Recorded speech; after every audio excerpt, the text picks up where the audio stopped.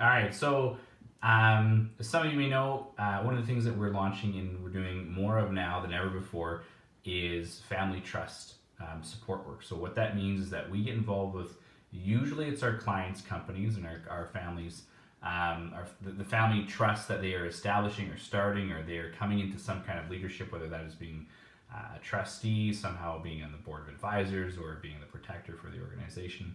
That is the family trust. And so it's always really interesting for us to see just different dynamics and share, obviously with the utmost confidentiality, just some of the different things that we notice when it comes to how people are setting up and organizing their family trusts, and the most common pitfalls that are really impacting these different families, and just stuff that they don't necessarily think that they need to expect, or that they need to prepare for, or that they need to really, even give it any kind of like a second thought. And one of the things that we've really seen is the difference of terminology, and the difference between what is fair and what is equal.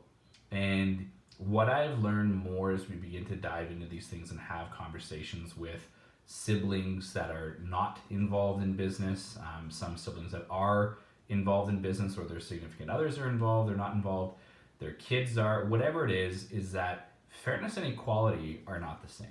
And what we've seen in a really good example comes from a recent family that we're working with, that fairness and equality, it looks really different. They have some wishes from the initial settlers, the grandparents of the company, that they wish to be able to give to their kids an opportunity to be able to steward something, and have kind of significant opportunity for their retirement and things like that. And so the settlers' wishes were very much about spending money in a certain way that would ensure their kids would have increased opportunities and not put themselves in a compromised position, because not very many people experience what it's like to get a check for six figures, multiple six figures at times, and they don't know how to steward. And so what we find is that there's this distance between fairness and equality. So one of the things that I would really invite you to consider is, how do you define them as a family?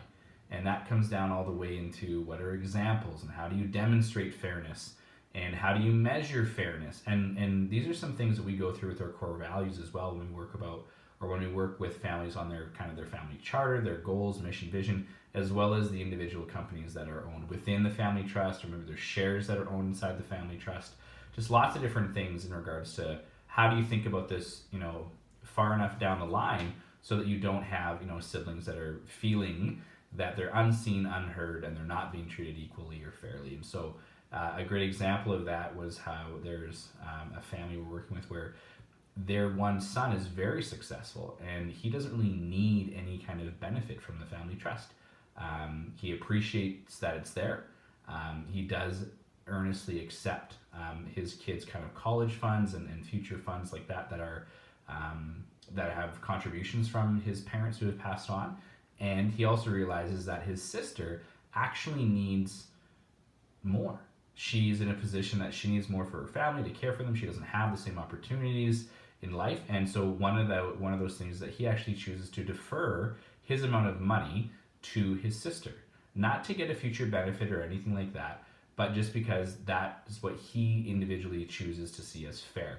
Equality would mean that every single sibling would get a check for $150,000 a year. The reality behind that is he doesn't need the money. He needs more money, like he needs the hole in the head. And he's kind of realized that once you get to that level of 150 to 200,000 bucks, the next real increase of enjoyment of life is so far beyond that to get a little bit more money doesn't really increase your life's enjoyment that much, as such a difference between, say, 50 and 150, or 90 and 160, or whatever it is. There's kind of like that top end mark. So most people we work with, they're in that range. They're sub 300,000 bucks a year in earning income. Personally, they've got some other company benefits and stuff like that. But just from a personal standpoint of personal income, is they're making less than $300,000 a year personally, because they're smart. They structure themselves the right way. They work with their smart accountants and lawyers to make sure that they're taking advantage of these things. But just one thing for you to consider is, how do you as a family define